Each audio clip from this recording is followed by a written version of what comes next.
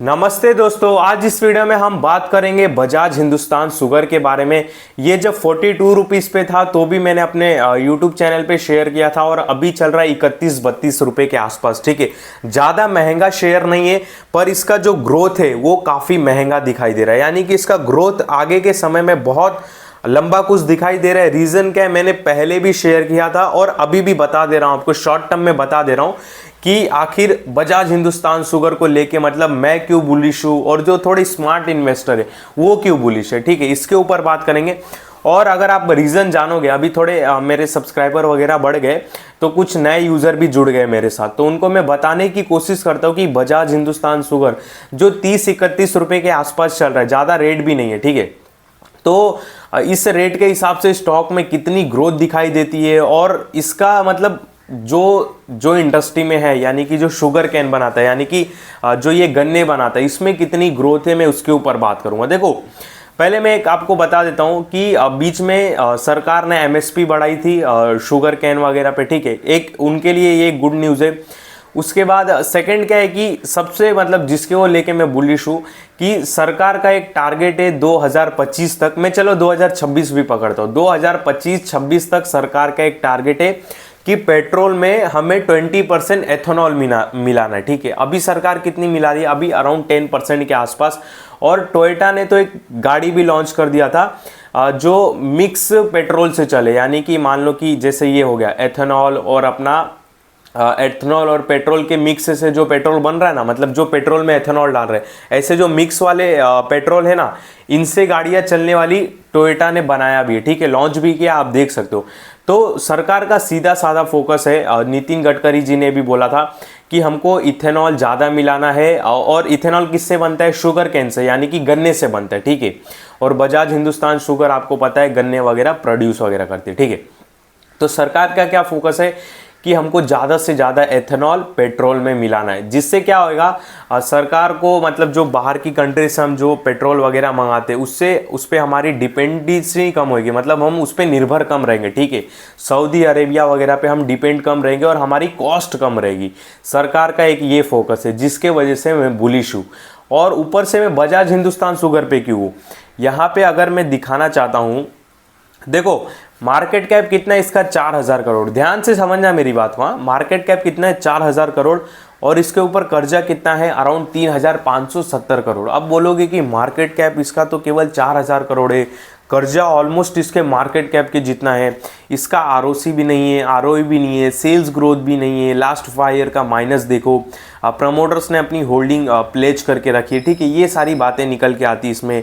फिर इनका net profit minus में आ रहा है, बाद में देखो इनका नेट प्रॉफिट भी माइनस में आ रहा है। तो मतलब ये हम मतलब इस स्टॉक को कैसे कंसीडर करें, मतलब कैसे माने कि आगे चल के कुछ बड़ा दिखा सकते हैं। देखो मेरा इस स्टॉक को नज़रिया क्या है, इस बिजनेस मतलब ये जो शुगर वाला बिजनेस है, इसमें ये नज़रिया है कि सरकार जैसे ही एथेनॉल ज़्यादा मिलाएगी, शुगर कंपनियों को बहुत बेनिफिट होने वाला है। ठीक है, और इनका जो ये कर्जा है ना, मुझे लगता है कि भाई 3-4 क्वार्टर में ही, मतलब 1 सालों में ही सारा कर्जा चुकता हो जाएगा और ये कब 5-6 गुना हो जाएगी पता ही नहीं चलेगा। और मैंने बजाज हिंदुस्तान शुगर को ही क्यों चूज़ किया, यहाँ पे देखो इनके पास रिजर्व अराउंड 4000 करोड़ के आसपास है, कर्जा कितना है 3570, यानी कि जितना कर्जा है इनके पास उससे ज़्यादा इनके पास रिजर्व पड़ा है। एक ये अच्छी बात है।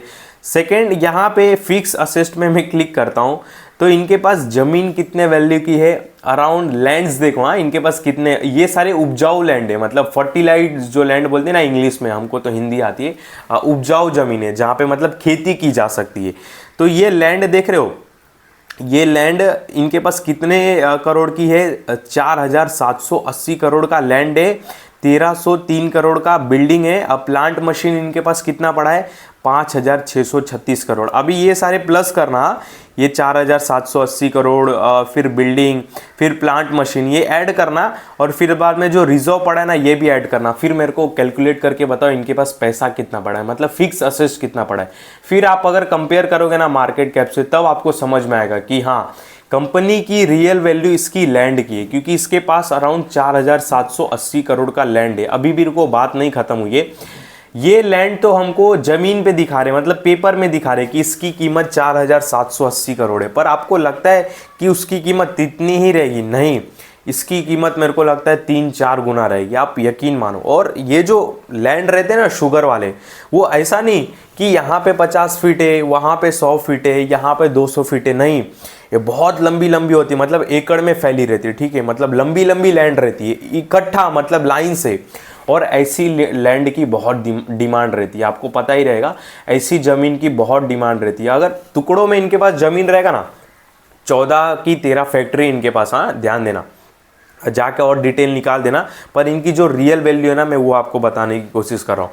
तो इनके पास जो ज़मीन है ना, बहुत लंबे लंबे एक लाइन से, मतलब बीच में कुछ भी नहीं है कि बीच में रोड आ रहा है, अपार्टमेंट आ रहा है, नदी आ रहा है, नहीं, पूरा एकदम बड़ी बड़ी लंबी जगह है जिसकी कीमत होती है, ठीक है।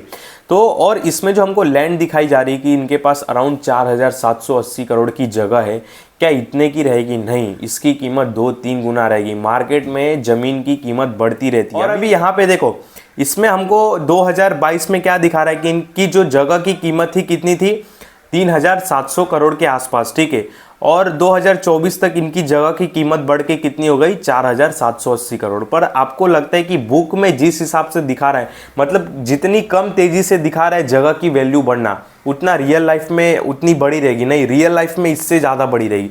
आप आज कोई भी अच्छी खासी लंबी उपजाऊ जमीन खरीद लो और उसको 6 महीने के लिए छोड़ दो, मतलब अराउंड आपने 10 लाख में खरीदा रहेगा ना, आपको कोई भी 15 लाख देने के लिए रेडी रहेगा। ये तो मैं कटिंग जमीन की बता रहा हूँ, मतलब जिसका साइज कम रहता है, 30 बाई 30, 50 बाई 50, 100 बाई 100, ऐसा नॉर्मल। पर इनके पास जो फर्टिलाइज यानी कि उपजाऊ जमीन जो काफ़ी लंबी लंबी है, उसकी वैल्यू कितनी तेज़ी से बढ़ती रहेगी आप एक अंदाज़ा लगा सकते हो, ठीक है। तो इसके वजह से बजाज हिंदुस्तान शुगर को मैंने चूज़ किया।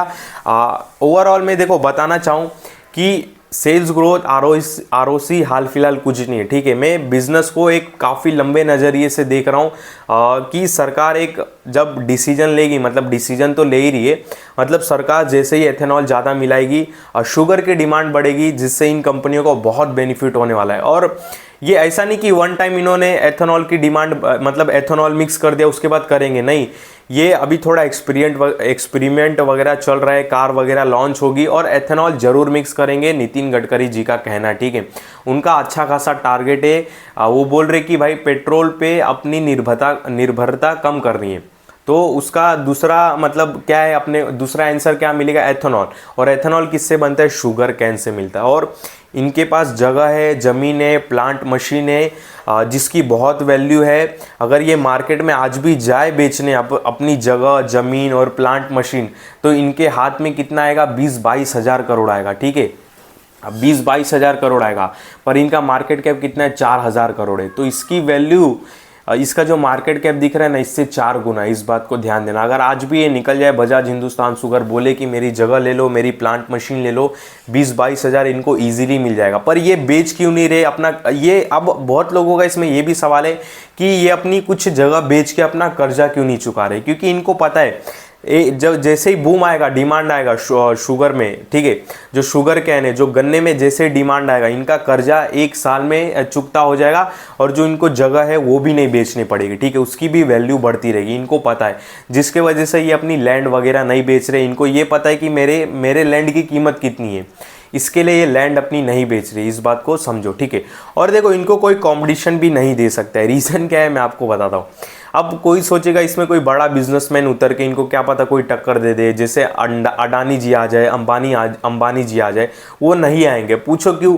क्योंकि देखो, एक गन्ना बनाने के लिए ये अडानी अंबानी जी आज मार्केट में नहीं जाएंगे 20-22 हज़ार करोड़ की जमीन खरीदने, ठीक है। गन्ना बनाने के लिए पहले तुमको जमीन खरीदना पड़ेगा, वो भी उपजाऊ जमीन खरीदना पड़ेगा, ठीक है, फर्टिलाइज लैंड जिसको बोलते हैं इंग्लिश में, वो खरीदना पड़ेगा। तो इतना अंबानी जी नहीं है कि भाई 20,000 करोड़ लेके चले और एक ज़मीन खरीदे और फिर बाद में एक गन्ना उगाने के लिए इतना ज़मीन खरीदे, नहीं, कभी नहीं करेंगे, ठीक है। तो इनको कॉम्पिटिटर भी कोई नहीं है। शुगर इंडस्ट्री, शुगर सेक्टर में बोले तो यही लीडर है, यही बैठे हुए। जो चीनी सेक्टर है, जो शुगर सेक्टर है, अगर उनको प्रॉफिट होगा तो इनको ही होगा, मतलब अदर कोई फायदा नहीं उठा सकता, इस बात को ध्यान देना। शुगर इंडस्ट्री जैसे ही ग्रो करता है तो जो बेनिफिट होने वाला है इन सारे कंपनियों को ही होगा जो शुगर से रिलेटेड है, ठीक है।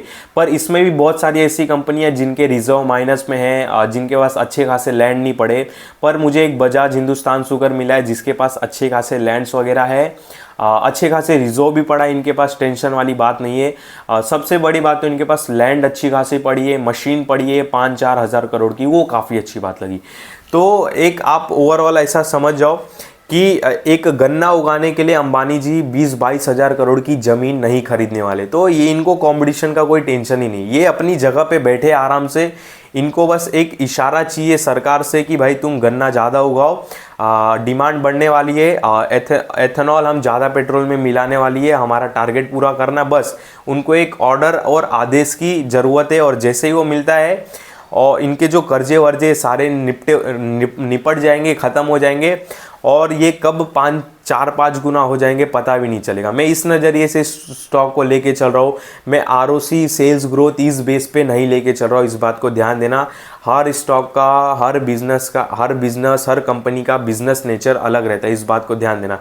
मेरा इसमें कुछ नज़रिया बहुत ही अलग है, ठीक है, बहुत अलग है। और इसमें नज़रिया ऐसा मैं बना रहा हूँ क्योंकि 30-31 रुपये का है, ज़्यादा मगजमारी नहीं करना है। अगर मेरा एक पर्सनल डिसीजन बोलूँ तो मैं वन शॉट इसमें डालना पसंद करूँगा, वन शॉट में पैसा डाल के इसमें बैठ जाऊँगा और मैं वेट करूँगा कम से कम 3-4 साल तक। और जो शुगर सेक्टर है वो तो बढ़ने वाला है, जो चीनी सेक्टर है वो तो बढ़ने वाला है, तो मैं इस सेक्टर का भी मजा लूँगा, ठीक है। तो ये मेरा एक नज़रिया है। बाकी कुछ रिलेटेड इससे बजाज हिंदुस्तान शुगर से आपके सवाल जवाब रहेंगे, कुछ भी तो आप कमेंट कर सकते हो, आपके कमेंट में मैं आपके सवालों का जवाब जरूर दे दूंगा, ठीक है। इस वीडियो में आपको कोई भी बाय सेल का कॉल नहीं, ध्यान देना। और जो मैं अभी बातें बताई, चार्ट दिखाया, स्टॉक का नाम बताया, रिजर्व बताया, केवल समझाने के लिए बताया। मैं आपको बिल्कुल भी नहीं बोल रहा हूँ कि जाके अभी आप खरीद दो, बेच दो, नहीं। मेरे किसी भी वीडियो में बाय सेल का कॉल नहीं रहता, इस बात का ध्यान देना। मैं कोई सेबी रजिस्टर्ड एडवाइज़र नहीं हूँ, नहीं तो भाई ये कंपनी देखो अभी माइनस में चल रही है, आपका पैसा भी फंस सकता है। मेरी किसी भी बातों में आके बाय सेल मत करना, जाके क्रॉस चेक करो, अपना दिमाग लगाओ, नॉलेज लगाओ।